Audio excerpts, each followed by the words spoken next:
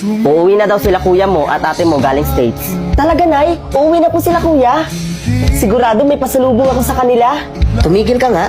Pwede bang tumigil ka lang sa pag-aaral mo at magtrabaho ka na lang para may maibigay ka rin sa akin? At saka bakit hindi mo gayahin yung pangalan yung kapatid na nasa stage? Mayaman na.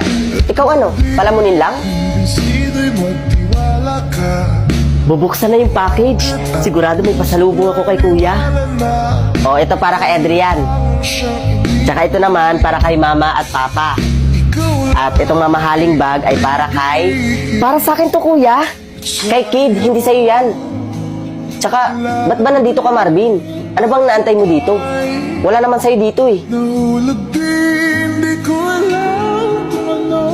Ma'am, I'm sorry I'm late. Palagi ka na lang late, Marvin. Ano ba yung ginagawa mo? Pasensya na po kayo, ma'am.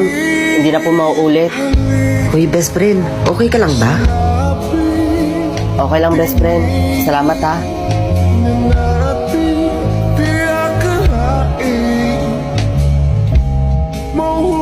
Oh, best friend, ba't parang alungkot mo? Wala best friend. Medyo naboboring lang ako kasi wala akong makachat. Ganun ba best friend? Huwag kang mag-alala. May solusyon dyan sa problema mo. I-download mo na ang OFO app. OFO app?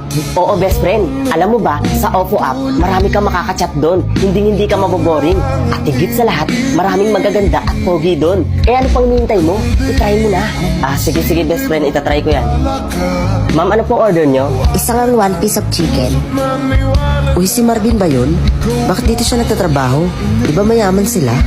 Ano pong drinks niyo, ma'am? Isang iced tea large lang po, yun lang. Working student pala siya? Di ba nasa States yung mga kapatid niya? Oh, ito ang sweldo mo ha. Kompleto yan. Salamat po, boss. Kuya? Kuya, nakauwi na pala kayo? Bakit hindi ko alam? Ano naman sa'yo? Wala kang pake kung gusto namin umuwi. Dito ka pala nagtatrabaho? Crew ka na dati, crew ka pa rin hanggang ngayon. Magbabayad na kami. Meron ba ditong card payment? Sir, ito na po yung bills nila. No, it's okay.